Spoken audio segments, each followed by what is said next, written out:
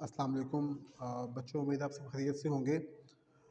वैसे बेटे आज हम लोग जो फर्स्ट ईयर की अकाउंटिंग की बुक है सुहेल अफजल साहब की और एम आरिफ साहब की, इसका जो नया एडिशन है इस साल वाला एडिशन, ये याद रखिएगा बेटा इस बात में कि जो पहली वाली बुक है उसमें जर्नल के 12 सवाल थे, इसमें जर्नल के 14 सवाल हैं। इसमें उसने 2 सवाल ऐड किए हैं, क्वेश्चन नंबर 11 और क्वेश्चन नंबर 12। ये जो 11वां और 12वां सवाल है इस बुक में, ये आपको नई पुरानी वाली बुक में नहीं मिलेगा। जो इसका पहले यहाँ पे 11 और 12 था, अब वो उसने उसको 13 और 14 कह दिया है। ये 13 और 14 नंबर वाला क्वेश्चन उसने कह दिया है। हम लोग आज करने जा रहे हैं क्वेश्चन नंबर 11, जो कि नई बुक के मुताबिक है, जो इस साल की बुक के मुताबिक है, और ये पेज नंबर है इसका 95। वो कह रहे हैं journalise the following business transactions of Faisal Enterprises. आपने नीचे दी गई ट्रांजैक्शंस को फैसल एंटरप्राइजेस की बुक में रिकॉर्ड करना है। सबसे पहले लिखा हुआ है Faisal started business with cash ₹50,000। Faisal ने कारोबार का आगाज किया है कैश के साथ, 50,000 रुपये कैश के साथ। जब बेटे फैसल ने कारोबार का आगाज किया, आपने बिजनेस बन के सोचना है हमेशा। जब भी याद रखें, आपने जब भी अकाउंटिंग करनी है आपने खुद को बिजनेस समझना है। मैं क्या हूँ? बिजनेस हूँ। फैसल मेरा मालिक है। अब फैसल ने कारोबार का आगाज किया, मतलब फैसल ने बिजनेस को कैश दिया है। बिजनेस ने फैसल से कैश लिया है। जब बेटा बिजनेस ने फैसल से कैश लिया है तो बेटा बिजनेस में कैश आएगा। कैश बेटे हमारे एसेट्स होते हैं। मैंने बोला कैश आएगा मतलब कैश इंक्रीज होगा, एसेट्स इंक्रीज होंगे। और अकाउंटिंग कहती है जब भी तुम्हारे एसेट इंक्रीज होते हैं तुम उन्हें क्या कर देते हो? डेबिट कर देते हो। दैट मीन्स हम इसका इफेक्ट यहाँ पे क्या करेंगे? डेबिट करेंगे। कैश अकाउंट यहाँ पे डेबिट होगा। इसके साथ अगली बात समझे कि ये पैसा कौन लेके आया है? मालिक लेके आया है। बिजनेस ने मालिक से उधार लिया है। जो बिजनेस ने मालिक से उधार लिया है उस पैसे को हम बेटे कैपिटल के नाम से रिकॉर्ड करते हैं। तो कैपिटल भी तो यहाँ पे इंक्रीज होगा, और कैपिटल जब यहाँ पे इंक्रीज होता है, इंक्रीज इन कैपिटल क्रेडिट, मतलब हम एंट्री पास करते हैं कैश अकाउंट डेबिट और कैपिटल अकाउंट क्रेडिट। देखिए हमने जर्नल बनाया हुआ है, फैसल एंटरप्राइजेज जर्नल।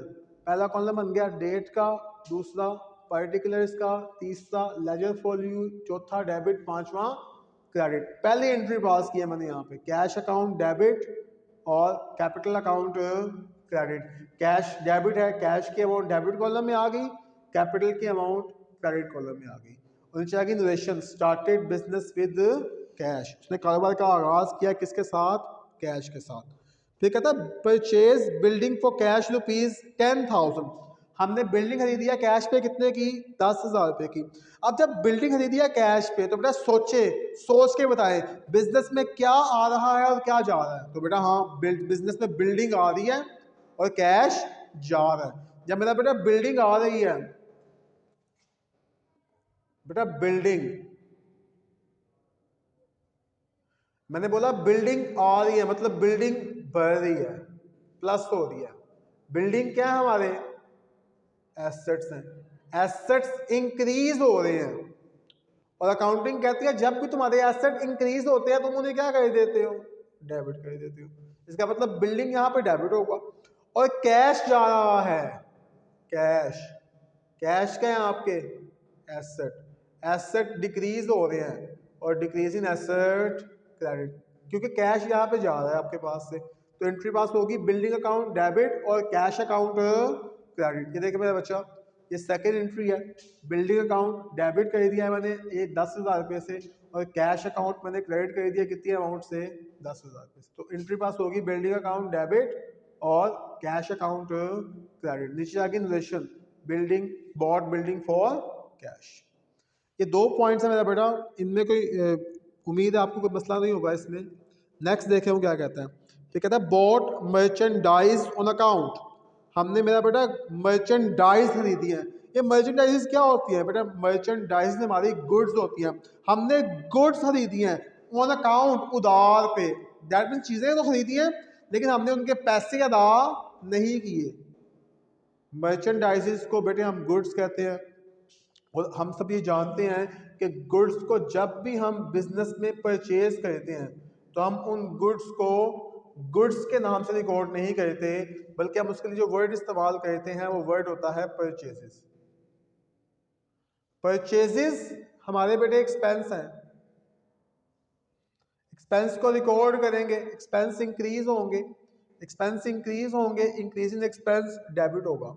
और आपने चूंकि पैसे कैश में अदा नहीं किए, उधार किया है, तो यहाँ पे एक शख्स आएगा, एक ऐसा शख्स जिसको आपने पैसे देने हैं, जो क्या है आपका क्रेडिटर है। बेटा क्रेडिटर हमारी लाइबिलिटी होते हैं, लाइबिलिटीज इंक्रीज और इंक्रीज इन लाइबिलिटीज क्रेडिट। तो बेटा परचेसेस अकाउंट डेबिट हो जाएगा और क्रेडिटर अकाउंट क्रेडिट हो जाएगा। देखिए यहाँ पे परचेसेस अकाउंट डेबिट, ये तीसरी ट्रांजेक्शन थी 15,000 रुपये से, और क्रेडिटर अकाउंट क्रेडिट 15,000 रुपये से। नीचे आगे narration bought goods for on credit, हमने चीजें किस पे खरीदी हैं, उधार पे। पॉइंट नंबर 4 है बेटा इसमें, परचेज फर्नीचर फॉर कैश ₹5,000, हमने बेटा फर्नीचर खरीदा है कैश पे 5,000 रुपए से। हमने बेटा फर्नीचर खरीदा है कैश पे, सोच के बताएं क्या आ रहा है क्या जा रहा है। तो बेटा फर्नीचर आ रहा है और कैश जा रहा है। ठीक है शाबाश, फर्नीचर हमारे एसेट हैं, फर्नीचर इंक्रीज हो रहे हैं ना, फर्नीचर बेटे हमारे एसेट्स हैं, एसेट्स इंक्रीज होंगे, इंक्रीज इन एक्सपेंस डेबिट होगा, और बेटे कैश जाएगा, कैश हमारे एसेट्स हैं, एसेट्स डिक्रीज होंगे और डिक्रीज इन एसेट्स क्रेडिट होगा। इसका मतलब फर्नीचर अकाउंट डेबिट होगा और कैश अकाउंट क्रेडिट होगा। फर्नीचर अकाउंट डेबिट 5,000 रुपये से और कैश अकाउंट क्रेडिट 5,000 रुपये से। नीचे बेटा इसकी नोटेशन आ जाएगी, bought furniture for cash. Next जी पॉइंट नंबर 5 है, सोल्ड गुड्स फॉर कैश, भाई चीजें बेची हैं कैश पे। अब जब चीजें बेची हैं कैश पे, सोच के बताएं बेटा क्या आ रहा है क्या जा रहा है। तो बेटा कैश बिजनेस में आ रहा है और गुड्स बिजनेस में से जा रही है। जब बेटा कैश आ रहा है, कैश हमारे एसेट है, कैश इंक्रीज हो रहे हैं, एसेट्स इंक्रीज हो रहे हैं, और जब एसेट इंक्रीज होते हैं, इंक्रीज इन एसेट डेबिट कर देते हैं, और गुड्स जा रही हैं। बेटा याद रखिएगा, गुड्स को जब हम बेचते हैं ना, खरीदेंगे तो परचेजेस करेंगे, जब गुड्स को बेचेंगे तो बेटा इसे हम सेल्स कहते हैं, सेल्स रेवेन्यू, रेवेन्यू इंक्रीज, और बेटा इंक्रीज इन रेवेन्यू क्रेडिट। इसका मतलब कैश अकाउंट डेबिट और सेल्स अकाउंट क्रेडिट हो जाएगा। तो देखिए जी ये 5वीं ट्रांजैक्शन है, 5वीं एंट्री है, कैश अकाउंट डेबिट 10,000 रुपये से और सेल्स अकाउंट क्रेडिट 10,000 रुपये से। नीचे आएगी जी इसकी notation, sold goods for cash. Point number 6 है, तो कहता है paid cash to creditors for ₹7,000, हमने क्रेडिटर्स को कैश पे किया है 7,000 रुपया for goods purchased on credit, क्योंकि हमने उनसे उधार पे चीजें खरीदी थी। तो बेटा उधार पे जिन लोगों से हमने चीजें खरीदी थी हमारे क्रेडिटर्स थे, और क्रेडिटर्स हमारी लाइबिलिटीज थी, और लाइबिलिटीज थी भी कितने से, 15,000 रुपये से। हमने इनके कितने पैसे अदा करने थे, 15,000 रुपया, उसमें से वो कहता है हमने 7,000 रुपया अदा कर दिया। जब बेटा हमने 7,000 रुपया अदा कर दिया है, तो सोच के बताएं कैश आएगा कि जाएगा। जी कैश जाएगा, कैश हमारे एसेट होते हैं, कैश मतलब माइनस होगा, जब कैश माइनस होगा मतलब एसेट्स क्या होंगे, डिक्रीज होंगे, और एसेट जब भी डिक्रीज होते हैं क्या कर देते हैं हम उनको क्रेडिट कर देते हैं। इसका मतलब कैश अकाउंट यहाँ पे क्या होगा, क्रेडिट होगा। और पैसे किसको अदा किए हैं हमने, बेटा पैसे हमने क्रेडिटर्स को अदा किए हैं। क्रेडिटर्स क्या होते हैं, हमारी लाइबिलिटीज होते हैं। लाइबिलिटीज यहाँ पे डिक्रीज होंगी, और लाइबिलिटीज जब यहाँ पे डिक्रीज होती हैं, decrease in liabilities debit, that means creditor account debit और कैश अकाउंट क्रेडिट। देखिए बेटा क्रेडिटर 6ठी ट्रांजेक्शन है, क्रेडिटर अकाउंट को डेबिट कर दिया मैंने 7,000 रुपये से, और कैश अकाउंट को मैंने क्रेडिट कर दिया 7,000 रुपये से, और नीचे रिलेशन आ गया पेड कैश टू क्रेडिटर। बेटा यहाँ तक हमने 6 पॉइंट्स किए हैं। इन 6 पॉइंट्स में मैं दोबारा से रिपीट कर देता हूँ। जो पहला पॉइंट था वो था स्टार्टेड बिजनेस विद कैश, हमने किया cash account debit, capital account credit. दूसरा था bought purchase building for cash, हमने किया building account debit, cash account credit. फिर था परचेज गुड्स या परचेज मर्चेंडाइजेस ऑन अकाउंट, हमने किया परचेजेस अकाउंट डेबिट और क्रेडिट अकाउंट क्रेडिट।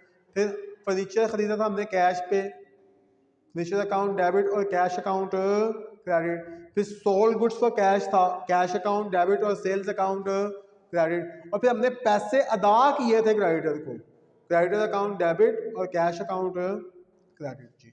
नेक्स्ट जी 7वां पॉइंट है, वो कहता है सोल्ड गुड्स, चीजें बेची हैं, टू कस्टमर्स, ग्राहकों को, ऑन अकाउंट, बेटा उधार पे। आपको पता है जिन ग्राहकों को हम चीजें उधार पे बेचते हैं उन ग्राहकों को हम अकाउंटिंग में एक खास नाम देते हैं मेरा बेटा, उन ग्राहकों को हम नाम देते हैं डेटर का।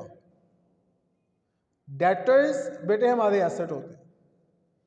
जब हम एसेट्स को रिकॉर्ड करेंगे मतलब एसेट्स इंक्रीज होंगे, और सेम अकाउंटिंग कहती है कि जब भी तुम्हारे एसेट इंक्रीज होते हैं, इंक्रीज इन एसेट डेबिट होते हैं।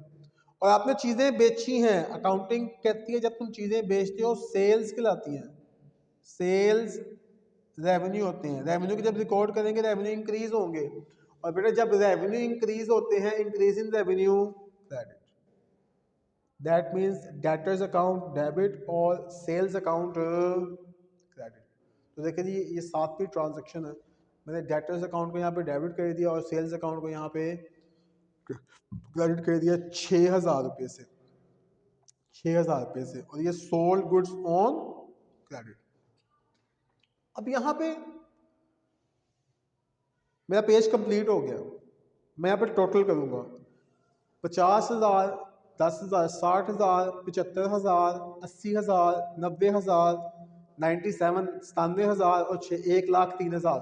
और यहाँ मैंने लिखा CD, CD कैरी डाउन, और टोटल लगा दिया बेटा कितना इसका 1,03,000 रुपये से। जब पेज हमारा खत्म हो जाएगा, इससे हम अगले पेज पे जाएंगे तो देखें जर्नल कंटिन्यू आ गया, date particulars ledger folio debit rupees credit rupees आ गया है। और ये देखिए वो जो बैलेंस CD था अगले पेज पे आके वो क्या बन गया है, बैलेंस BD बन गया। कितनी अमाउंट से, आपका 1,03,000 से डेबिट में आ गया और 1,03,000 से ही क्रेडिट में आ गया। पॉइंट नंबर 8 पे आते हैं जी। इसके बाद उम्मीद है यहाँ तक आपको कोई मसला नहीं होगा। कहता है विड्रू कैश, कैश निकलवाया है ₹2,000, 2,000 रुपया फॉर पर्सनल यूज, जाती इस्तेमाल के लिए। किसके लिए, जाती इस्तेमाल के लिए। किसके लिए जी, जाती इस्तेमाल के लिए। अब अकाउंटिंग कहती है भाई वो पैसा, वो चीजें जो कारोबार का मालिक कारोबार में से अपने जाती इस्तेमाल के लिए निकलवाता है उसको हम ड्राइंग्स कहते हैं बेटा, drawings, drawings, drawings decrease the capital.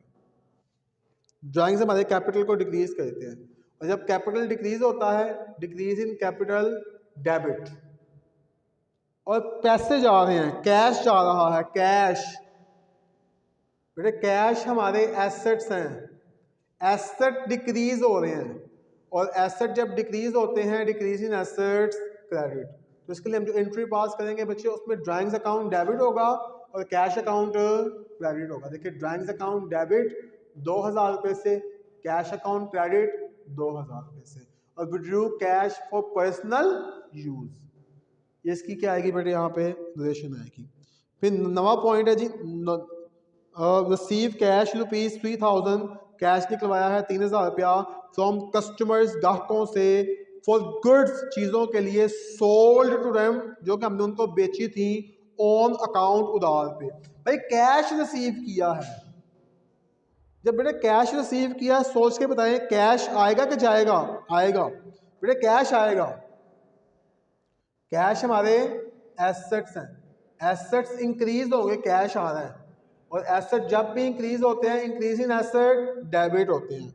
और पैसे किसके पास से आ रहे हैं बेटा, कस्टमर के पास से, और वो कस्टमर्स जिनको हमने चीजें बेची थी उधार पे, जब हमने उनको चीजें बेची थी उधार पे, हमने उन्हें नाम दिया था डेटर्स का। तो बेटे यहां पे आएंगे डेटर्स,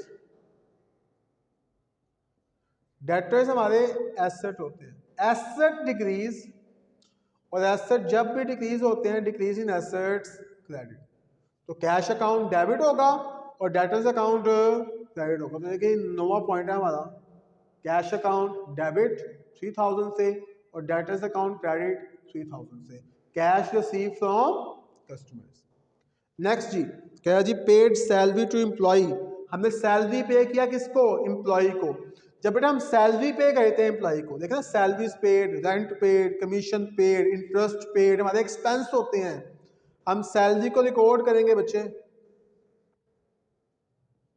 सैलरीज बेटे हमारे एक्सपेंस हैं, एक्सपेंस को रिकॉर्ड करेंगे, मतलब एक्सपेंस इंक्रीज होंगे, और एक्सपेंस इंक्रीज होंगे तो इंक्रीजिंग एक्सपेंस डेबिट हो जाएगा। और जब सैलरीज पे किया कैश जाएगा,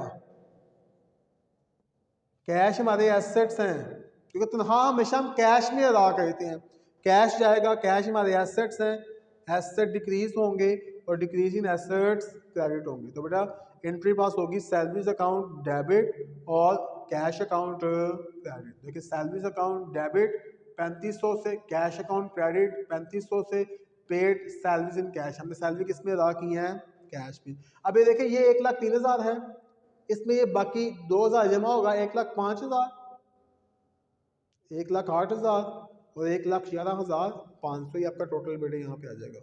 उम्मीद है बेटे आपको समझ आ गई होगी इस क्वेश्चन की। इंशाअल्लाह फिर कभी हम अगले क्वेश्चन के साथ मिलेंगे।